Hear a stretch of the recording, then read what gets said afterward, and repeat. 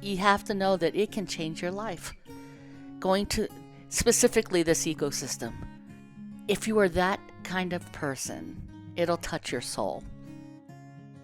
Welcome back to the Voices of Greater Yellowstone podcast, where we share the stories and science of the remarkable Greater Yellowstone ecosystem. I'm your host, Kristen Kuhn. Spring is beginning to make its erratic appearance here in Greater Yellowstone, which often means warm, sunny mornings, followed by a brief snowstorm in the afternoon. I hope that wherever you are, spring and sunshine finds you. As Aristotle once said, the aim of art is to represent not the outward appearance of things, but their inward significance.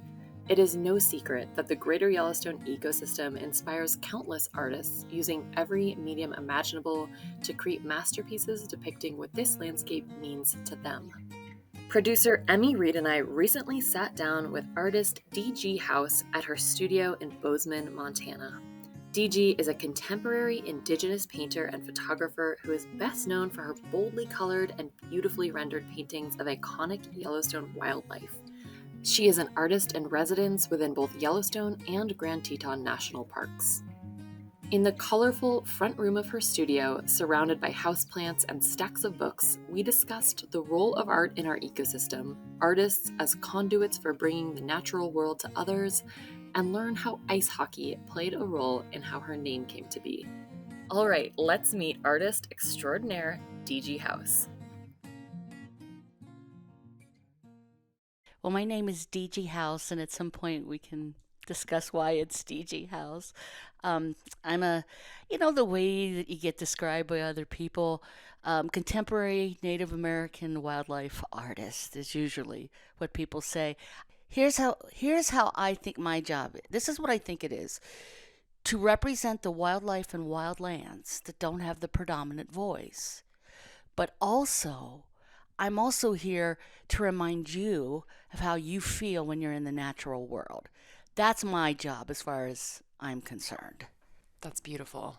Thank you for sharing that. That resonates so It deeply. actually makes me emotional. I mean, who doesn't want this job? Right. Well, what a beautiful role to play in your community. I feel incredibly fortunate. I did have a career before I got to Bozeman, but I want people to know that my entire art career, it all happened here. Ah, that's so interesting. So tell us a little bit about that. Tell us about your journey. How did you find yourself as a It's all working artist in crazy. Bozeman? People are going to relate to this so much. 6 years of college, no degree. Because, squirrel, there'd be a new subject, and it usually had to do with Yellowstone. Here I'm over in geology, then I'm over in wildlife biology, and the whole time I'm in Cincinnati and in Dayton, Ohio. But I saw a poster when I was in college that said, "Spend your summer in Yellowstone." Pre-internet, everything snail mail. So I applied, it came back, I got the job. I hadn't been further west. I think I went to Colorado once, but I had never been in the Northwest. And I got in a Pinto station wagon with a duffel bag and my John Denver cassette tapes. And I went to Yellowstone. This is just hard for people nowadays to picture. The only people in the park, because remember, it wasn't open in the winter, were some rangers and the six of us that were going to open up Mammoth Hot Springs, all the hotels. So for 6 weeks, we were there virtually alone. And anytime they'd open a road, even though it wasn't open to the public, they let us go. So imagine seeing Old Faithful with 3 other people. I can't. Yeah, it's especially nowadays. But I got to do hikes and see things in ones and twos and fives of people. I don't know how you can replace that experience. So here's what I'm doing. I'm going to college. I'm taking photos, mostly of ice hockey, but also the Reds and the Bengals, because I'm in Cincinnati, and it's so funny. My dad would take the pictures around, and we had a connection at the paper, and they started to, take notice of what I was doing. And my dad had a dark room at work, and then I went to a high school where you could major in art. Oh, wow. Can you even imagine that? So by the time they closed when I was after my junior year, but I already had photography, anatomical drawing, ceramics, jewelry making, all of that before I graduated high school. So I took that. This is so funny. Then I thought I was going to be a doctor because that was next in this long string of what I was going to be. So I had to get A's, straight A's, and I took a journalism course, and they said if you can get a contract to get something published, you got an A. And I thought, what am I going to talk about? And I thought, well, hockey in Ohio. Why? I have no idea, but I got it. And I started taking photos, and then I started working with the local hockey team, and then I got a job with Hockey Weekly, and then the Rangers were my beat. So... Oh my goodness. Did you play hockey yourself? Where did that interest come from? It just, you just loved it. Okay. I don't know, the excitement. Remember, no digital, no autofocus. Mm-hmm. Think of this, and you're shooting one of the fastest games that are played. And, I'm this tiny little 100-pound 19, 20-year-old, whatever I was, early 20s, I think, following this hockey team around. And of course, I took, how do we want to say it? Some abuse doing that. Mm-hmm. And it's also the reason my name is DG House, as it was DG Pointer, because they didn't want Princess Diana Geraldine, credit on sports photos in those days. So I became DG. I am DG, and I married Dan House, so I'm DG House. So that's why. But I've turned into a Deej. A Deej. That's what I am. Deej. Oh, okay, so that was an attempt to sort of unfeminize your name when it was published next to your exactly sports photography. Was. Yes. So from there, I shot some stuff for MTV, rock and roll stuff. But every summer I came here and either worked as an employee, a writer, a photographer, something. In 88, I moved full-time to Bozeman. In 88, okay. Yeah. Do you think that your foundation in having that arts education in high school and then your experience as a photographer impacted the way you first even saw the Yellowstone region when you arrived here? Did Absolutely. You bring that artist eye with you? I think that there is the ability to see beauty, and sometimes that beauty is a cruel beauty of the environment we're talking about, but seeing that for what it is and the place that it holds and needs to continue to hold, yes, I absolutely do. It's a combination of that and the fact that my parents took us camping. Right. And we went to the state parks, and we hiked in the state parks, and we fished there. That was the other part of the foundation. If you don't, I tell people all the time, they'll say to me, well, yeah, you're in Yellowstone. It doesn't have to be that grand. It can be a garden on your patio. It can be your yard. It could be city park, state park. You can get out there and appreciate and teach yourself, to appreciate. You don't have to be the center of the universe. Yeah. Because we're not. Right. Yellowstone is magnificent, but it doesn't take Yellowstone to form that kind of connection. Exactly what I'm saying. In so many places. I'll tell you one experience I had when I'm very fortunate because I'm part of the Pathways program and other things I have been in Yellowstone. So the best way to put it is I'm one of the artists in residence in Yellowstone, and I'm also in Grand Teton. One of them for, I think 25 years, and the other one for like 15 or 20. So like rangers and other people that work there, I've got my share of interactions. And one of them was when I was at the Old Faithful Inn working, and a man comes up and he said to me, my wife has a question, and she was terribly shy. And he was egging her on, and I was already uncomfortable. And I said, come and sit next to me. And she did. I said, what do you want to know? And she said, I just want to know how you get a ticket to go see Old Faithful. And he starts laughing. So I pulled her in closer to me and I said, I have got such a great story for you. You already paid your entry fee. You don't have to wait in line. You don't have to. And I explained the whole thing to her. And I, of course, completely ignored him. And so and we had a wonderful time. And here's the deal. That woman stayed in touch with me up until when she passed away a few months ago from that one interaction. Well, you did a very kind thing. It sounds like her partner might have been using an opportunity to make a bit of a fool of her, and you framed it in an incredibly positive way and used it as an opening. When I think of, I remember, I do want to say this. I am totally aware that there are people standing around me in these situations that have waited their whole life to be there or saved. I've also dealt with people that are to the penny on a budget, all kinds of situations.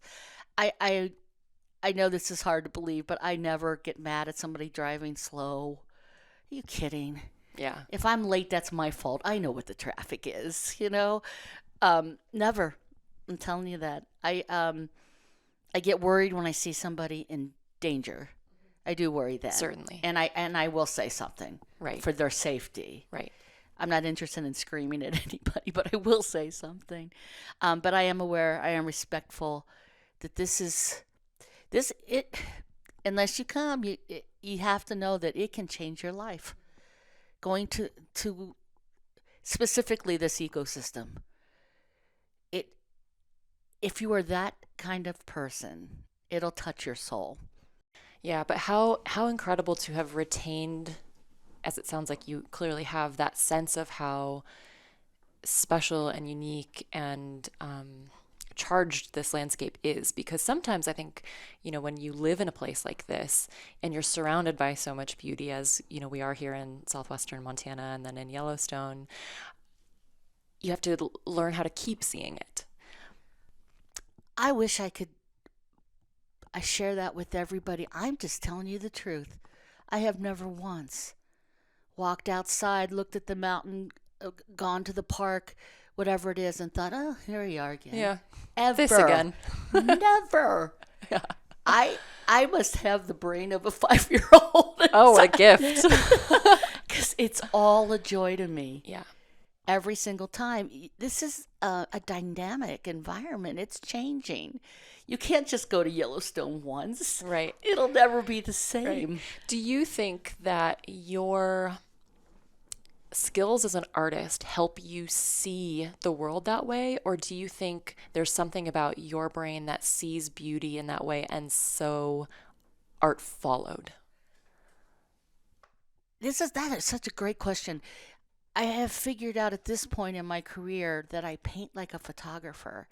And what I mean by that is the same moment you would hit a shutter, I paint that moment. It's the flick of a paw, it's the look in an eye, a glint in an eye. It took me years to realize that. So when I see the world, I see it in shape and color. And I see tiny little things. I recognize that bird. I can see that fish just came up and went down. I see this bit. I don't know if everybody else does that. I can tell you they do not. Really? No? Yeah, you're paying attention. And I think that's rare. I never feel more, it sounds selfish, but I never feel more myself than when I'm immersed in that environment. Yeah. That's when I'm my true self. Lucky me. Lucky you. Lucky us for then being able to bear witness to the results. So tell us a little bit about your transition then from photographer, I assume you are still a photographer, to a painter. How did painting it's interesting. He's a wonderful guy, and he might not know he played such a big part. But first of all, my husband is so supportive. There were 3 kids at home. I'm 35. And I need to do more. When you've worked with cameras that aren't digital, it's not that it's different now. You still have to be an artist to make a great photo. But I had already done every hair on everything, on a grizzly bear, on a rock star, on a hockey hockey player, I knew how to do that, but I needed to say more. I also had never worked in my own culture. Um, and the way I thought to do that is, lucky me, having been trained, no degree, but been trained as an artist. Um, I thought that's it. I need to paint. And the Emerson had rooms at the time. They were so affordable. And the room, I know you all can't see it, but we're sitting in a room that's the same size as my first studio. And now it's my entry hall. How lucky am I? It was $50 a month, and it came out of the food budget. So you better believe I hit the ground running when I started. And then one day, Kevin Red Star walks in, and I'm trying to make the money by, listen to this, I was painting clay pots with the animals on them, hand painting it to get the bread and butter money to keep that studio open. And he said something to me along the lines, "Oh, how long are you gonna wait? Are you gonna wait till you're 40? Are you gonna wait till you're 60? When are you gonna make the leap that you really want to make?" And that was the last pot I ever painted. So that day. Somehow he could see that that was not. Yeah, we were talking about it, and he Okay. heard me. So I'm not saying it was easy. I mean, I do want artists to hear me when I say I grossed $1,000 the first year, and I was the happiest gal in the world. But you could gross 1,000 then, and still make it. There'll be an equivalent amount now for people that are starting. So it was the people of Bozeman that accepted me. Just last night I was talking to an artist that can't say it yet, and I did the same thing for 2 or 3 years. What do you do? Well, it took me 2 or 3 years to say I'm an artist. Yeah. Because that's in your head. The world's ready. That's inside you. Right. Isn't quite ready. It's hard. It's a hard identity to claim because it does feel vulnerable and it does feel like does. there's some risk involved. And I think when a creative person or a latent artist, goes to say the words, "I am an artist," it can be hard not to hear all the voices inside your head saying, "Really though?" Tell us a little bit about your work, because we are talking in the podcast medium right now. Help people visualize the Right. type of work that you are now known Fascinating. for. That's why art, fashion, music is fascinating. The different, the better, as far as I'm concerned. So when I started, there's not a darn thing wrong with realism in art at all. But I just did that. And now I want to talk about the soul of things and the emotion of things. And boy, I'm not sure I could have even expressed it back then. I'm talking to you decades, later. But the most magical thing happened. A man walked by me as I was selling my little art, sitting there at my little table, still feeling vulnerable, right? And he said, "You should only paint in colors that appear in Yellowstone." And he kept walking. I would argue maybe an angel. I don't know. And everything changed in that moment. I figured out what the earthen paint palette would be for the Yellowstone ecosystem. I'm not painting in earthen paint. I just figured out the hues of these paints. I paint in acrylic and oils and all that. And that's where that color palette came from that you see on all my work. That's why it all matches, so to speak. All those colors, somewhere in your soul, appears in this ecosystem. Art is of place. This is not the color palette of the Southwest that I paint in. I paint where we are here. So that's what I decided to do, is to use color as the story. Looking back on it, I'm not sure what I was aware of at the moment, in the moment. But I painted bears all these colors, and when I hit that blue, and what's fascinating is that's one of the blues that your art teacher, your professor would tell you never to use, is the exact blue that all my bears are. That gives me a little bit of joy, a little bit of rebel joy. Yes. And then I started experimenting. I saw big, huge moose behind Jackson Lake Lodge, and in the moonlight he was purple. So I paint a lot of purple moose. I'm trying to paint the emotion as a human that I feel when I'm in the presence of that particular species. That's what those color choices are about, you know? That's beautiful. How do you feel that your identity as a Cherokee woman also informs your approach to art? Boy, I'll tell you, that's so cellular. I don't know how it couldn't. Right. I mean, there's a story for all of us with that, right? If you're a Midwest girl, or you emigrated here, and now this is your home in that part. All of us have something like that. But for me, I don't know how you could ever separate it. I can't even identify it in the work, but I can see it. And I can tell it, even I can tell it's indigenous. I can tell it. But, I guess I'll leave that to the critics to figure out, because it's just too ingrained Yeah. in how I see the world. And, there's genetic memory too, as far as I'm concerned. So some of it you can't place. It's just who you are. So that's how I would answer that. So perhaps it's so ingrained as part of your process that it is nearly invisible. But then if you look back at your work, if you step aside from it and look, you say, "Oh, There it is. There it is. It's exactly There I right. am." It's exactly.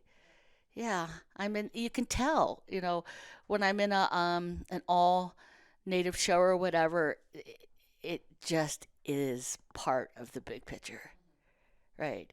And of course, you have to understand, when I started 22, I think it was more than that, like 25 years ago, I was so different in this town that you wouldn't believe the things people felt they could say to me.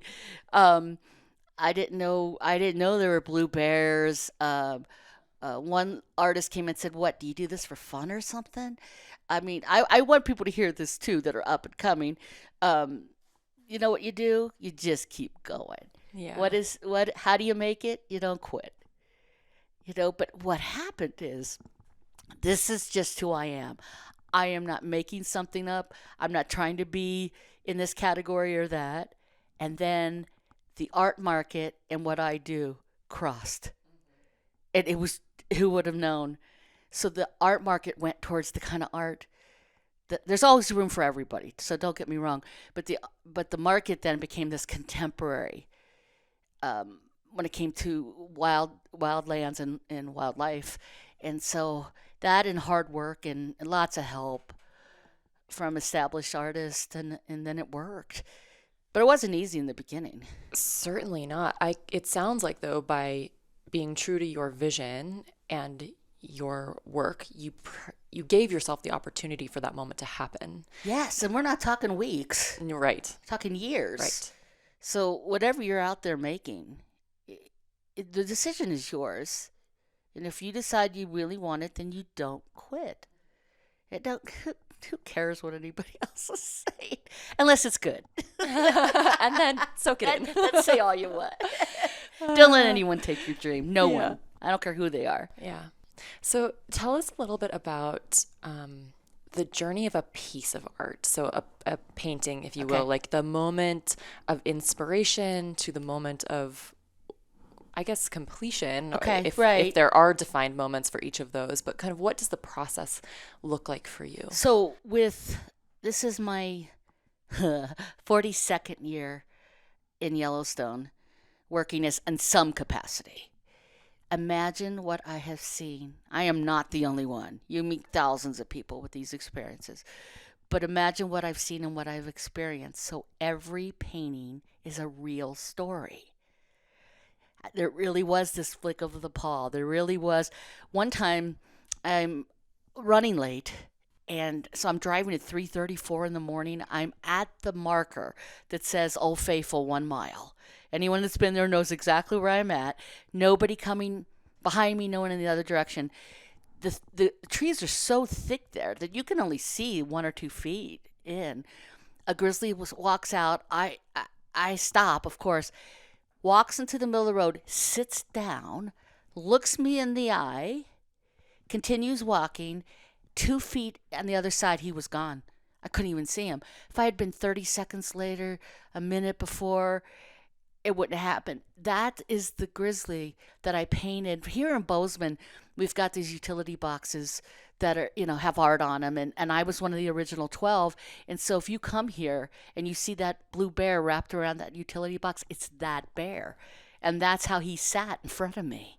So it's all real. My interpretation, my color choices in that are mine. But the actual experience, every one of these has actually happened. Wow. So each of your paintings Yeah, starts everyone. with a story, an encounter, if you will.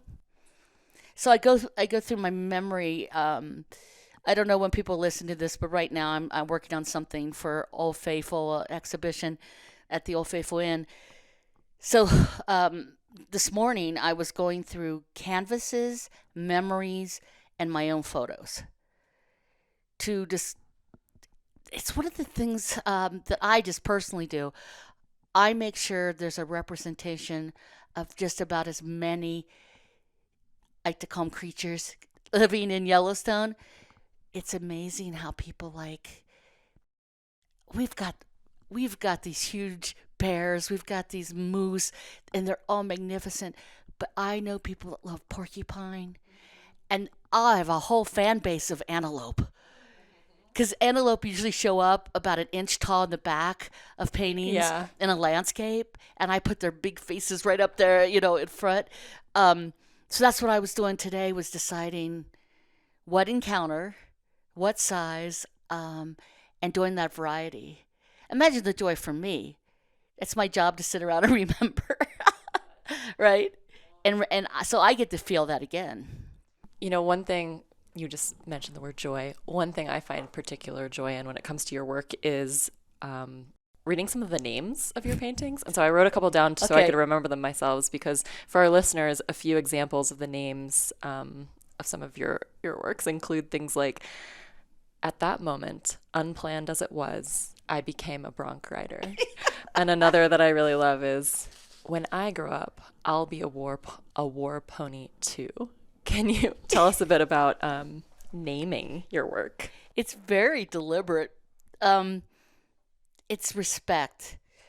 It's not only respect for my own time and effort, it's also respect for the person who takes their money that they've earned and purchases this piece of art. I am never, no offense to anyone, you're never going to get an Untitled 13 from me, because they each deserve respect outside of myself. So then once you get to that point, that's when I start on my creative writing. Yeah.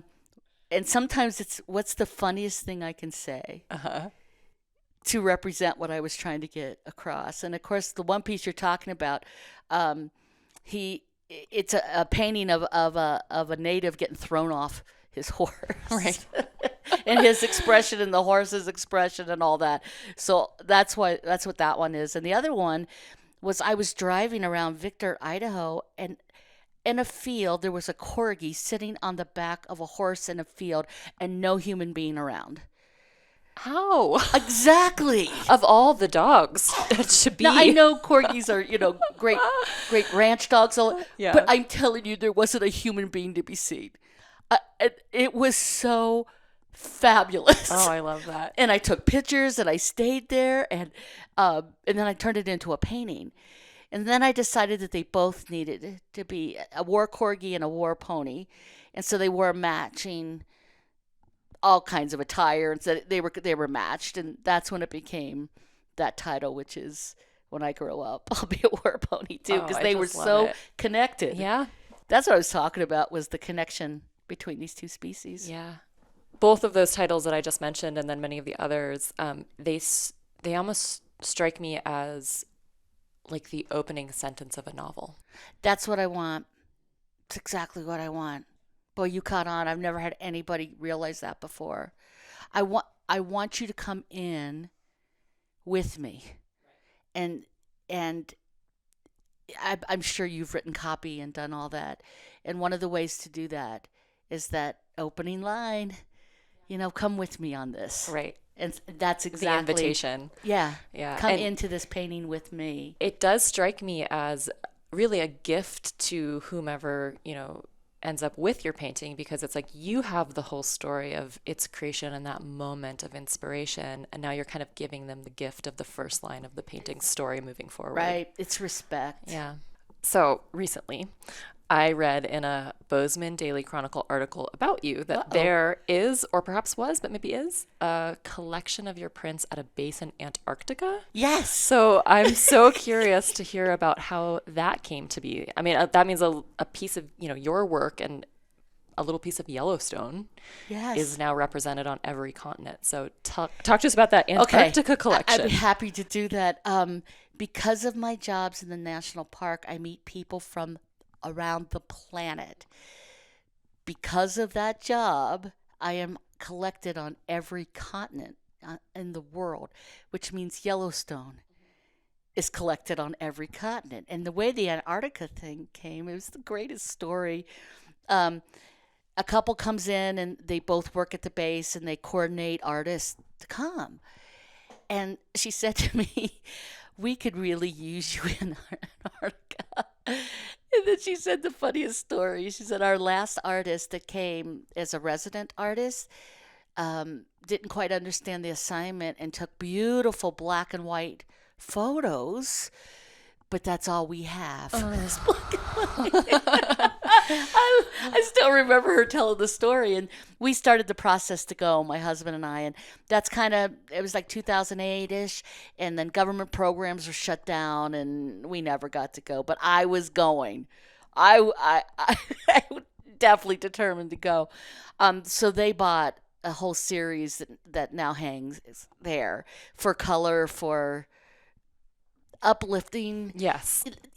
Art is not only of place. A great artist here in our state said to me once, everything every artist does is really a self-portrait. I think that's fascinating. If that is true, that's probably why every one of my animals looks like they're smiling. And it's true, they do. It's really so I'll just say I hope it brought them joy. It brings them joy down there.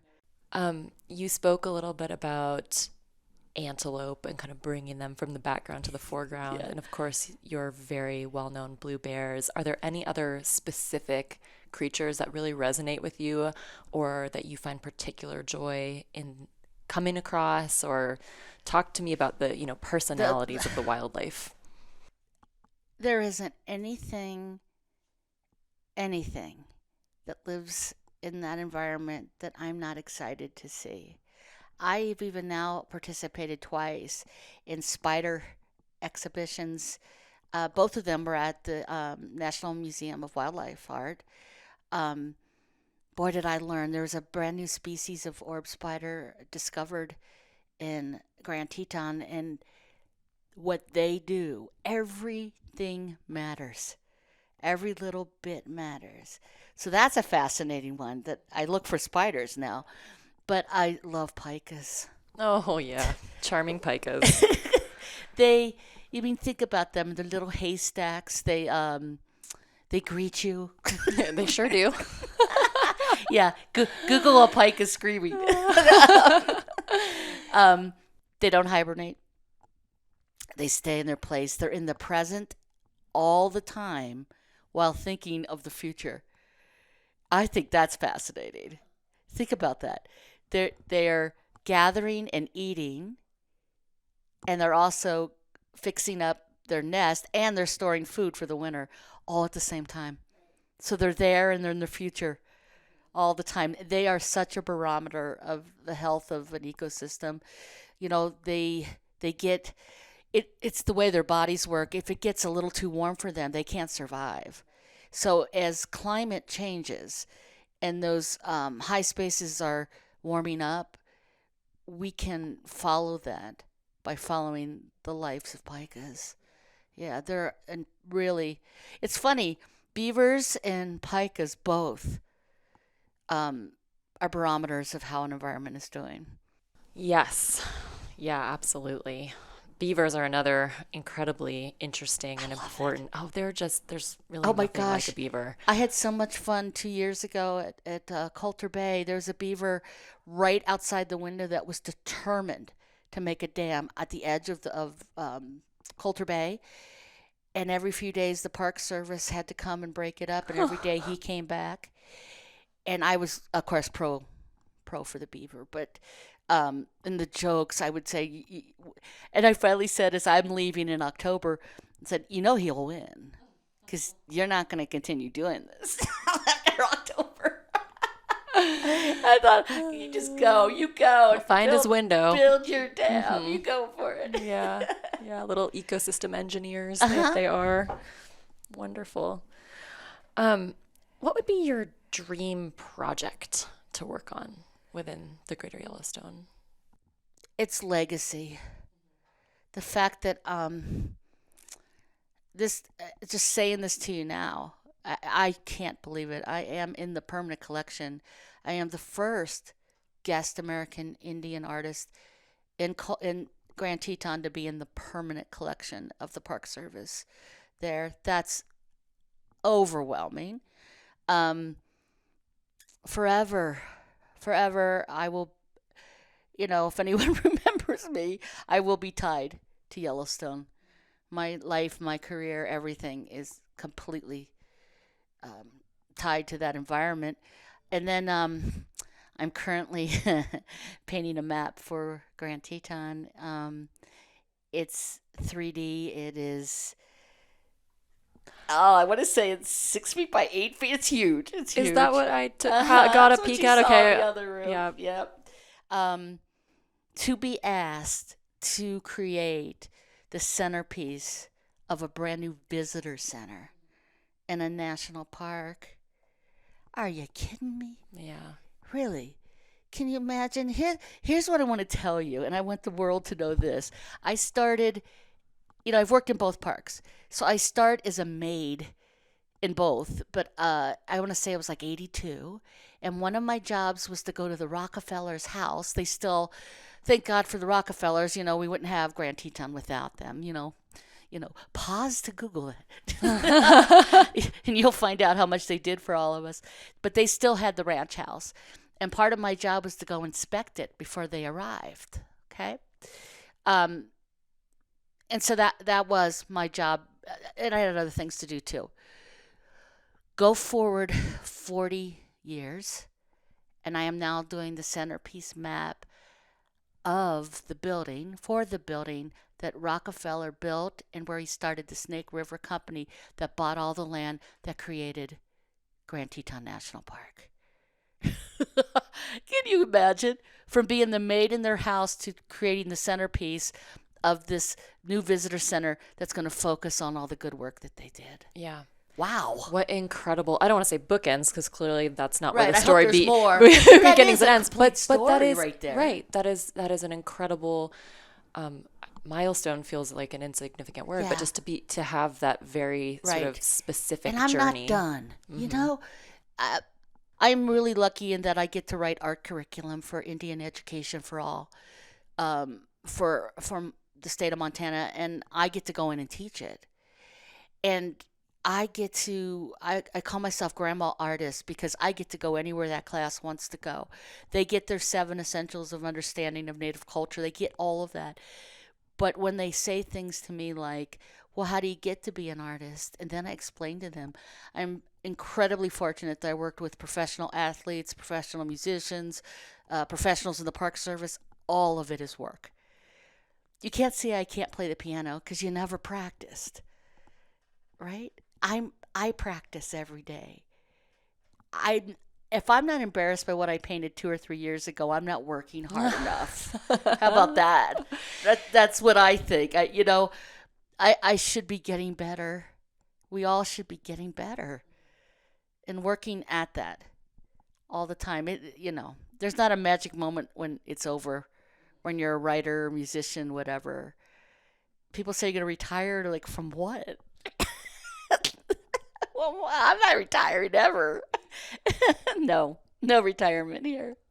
Yeah, hard to imagine being able to retire from something so integrated and No, it's who you are. everything. Yeah. Yeah, it is completely. Between the park, between the art, doing my best to represent it. Um, I may not be an employee or whatever, but I still take great responsibility in presenting correct information. And sometimes when there's big stories about something that went down in the park, and I know the truth, I will do my best to not the Park Service isn't lying. That's what I mean. If a visitor makes a mistake, but um, it wasn't meant with no malice, I will stand up for that visitor. Things like that. Yeah. Yeah. The reality on the ground and what, we hear about or read about or see little video clips of are not always in perfect alignment. And I would say No, rarely, if no. ever, are in And perfect I still alignment. want those people to, sometimes people make mistake and the first thing they do is pack up and leave because they're so embarrassed. And a couple times I've met those people and I'm like, don't go anywhere. No one knows who you are. You won't do it again. Just stay with us. So, you do have such a close relationship with Yellowstone and Grand Teton, the national parks themselves. Tell us a little bit more about what it means to be an artist in residence in those places. For me, it's an absolute dream come true. In Yellowstone, I work with concessionaires, and if people are listening, they don't know what that is. These are people entrusted with the restaurants and the hotels. So currently, I'm with Centera. So I've been with two different concessionaires in the park. That's one way you do it. In the Tetons, it's a Park Service program, and it's a Native American program. Um, I consider it a great responsibility and just like the funnest thing ever. You become a barometer, a companion on their trip to the visitors. They will often people will come and tell me where they're going, go on their trip, and I'm still there when they get back because I do it an 8 to 10, 12-hour day, and then they tell me where they've been, what they've done, show me pictures, whatever. You develop close relationships. I know there's people that are listening to this that we met that way. And we are 5, 10, 20 years into a friendship. And we met that way with them visiting, the park. I just happened to be there at an important moment in their life. So that's my job. I do museums and other things too, but it's absolutely as wonderful as you think it is. How about that? Beautiful. No, that is really interesting how you and your work are likely such an important and sort of integral part of people's experience in these incredible places. It's unbelievable. Yeah, there's I'm gonna completely forget where I first read about this in depth, but this idea that many people have a very specific art trauma from their Yes. youth, and that we are as children like always creating art, always making. We're just very creative, but there comes a point most people can draw sort of their before and after identity as an artist to a moment where So true. they weren't encouraged, or where art was sort of presented to them as less important, or where they were actively discouraged in some ways from creating art. And I certainly am so glad to know that you're out there trying to, I think, undo a lot of that damage for people. I absolutely consciously do that. Every lesson that I write for Indian Education for All has an art element in it. We do a lot of talking about how boring the world is if everyone's work looks the same. And so I do a lesson on ledger art and certainly look that up. The idea ledger art is story, and it also I don't want to minimize how fantastic it is. It doesn't have to be three-dimensional. There's all kinds of things that make it perfect for a young artist to express themselves. And to do so, you don't have to have mad skills, whatever you think that is, to do it. I personally love what people call raw or folk or whatever. There's nothing to me more beautiful than a personal expression of an important moment done in your style. That'll touch me on a level that I think the world level than a perfectly rendered painting with no soul. You can tell. You can tell when art has soul. And I hear that trauma. I hear it from students who had somebody come in, or an art teacher at some time in their life, that said the line was wrong. Whatever it was, that's all it took. Or somebody at home saying, that's not important. What are we living for? What's the point of being alive without the arts? It's just drudgery without the arts and the natural world. We wouldn't have a national park without art. That's the whole basis of finding the first national park. They weren't, and none of those congressmen were here. It was the photographs and the paintings. We are completely tied, all of us. And I mean this when I say it, and I do say it a lot. If you're coming to visit us, you bring a journal with you. It can be lined, it can be a composition book from the Dollar Tree. I don't care. Bring that, a pencil, some colored pencils, whatever, and stop for a second. Sit at a picnic table and do a little sketch, maybe write a few words, and then move on. Your visit will be so much more meaningful, and nobody has to see it, or everybody can see it. It doesn't matter. It's the actual act of making art in the natural world that matters to you personally and to your soul. So don't let anybody stop you from doing that. So, listener, do you hear that? You have a bit of joyful homework, which is next time you're in Yellowstone, or perhaps next time you're in your own backyard. That's right. Carry that thing with you. So you've mentioned a few specific names in the course of our conversation, but do you have it could be either or, conservation or art kind of hero? Oh, Maddie Murray. She and her husband, I know someone out there's going to know his name. Was it something with an A? We'll have to find it. Their time in Alaska all alone, doing important work there. And then, of course, then they came to the Tetons. I have them. There are people alive today doing incredible bear and wolf research in Yellowstone who I look up to. Art-wise, it's not specific to anyone. It's anyone who is bravely working in their own voice.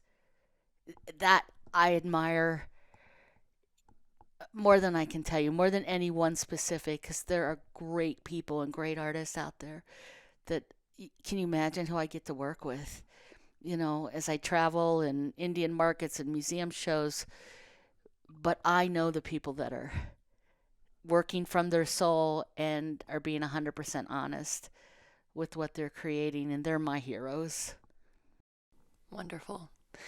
And if any of our listeners want to view some of your work in person, or perhaps even purchase some of your work, where might they find you? You will find me at, I always love saying, www.dghouseart.com. And on there, and it is a joke, there's a section called World Tour. And it'll list everywhere I'm going to be. But the reason we called it World Tour is because when we first started calling it that, I went to about 4 places, and they were all within about 30 miles. So it was an inside joke. And in the beginning of my career, we created posters. We recreated famous posters of rock stars, but my picture in it, and then the 4 locations. that I would be, and people used to collect those. So get yourself a giggle and look at the world tour. It's a little bigger than it used to be. What started as a joke may now be a bit more Might be accurate. so. You've grown into your own joke. But it made me laugh at the time. That's wonderful. Any openings or exhibits coming up that you want folks to know about? Absolutely. The program for the artists in residence will start the first week of May at Old Faithful, but that it will continue through October. So not just me, but other artists will be coming in and out. The artist program in Grand Teton at Coulter Bay will start in mid-May, and that'll also go to the end of September. And they have, you can Google Guest American Indian Artists. They will have a schedule. You can go to Yellowstone National Park Lodging, and they will also they'll feature the artists that'll be in Yellowstone and where they're going to be. And then you go to my website, it'll tell you exactly when I'll be and where I'll be. And actually around the country. I'll be in Indianapolis and LA and all over. I will. I'll try to think of everywhere I'm going to be. I'm very fortunate. Perfect. It's the true world tour. Before we close, is there anything else that you'd like to share or that we didn't cover or that you feel you'd like to say?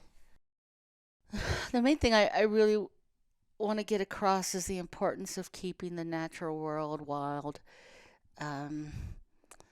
Whatever you can do as one person, you can make a difference.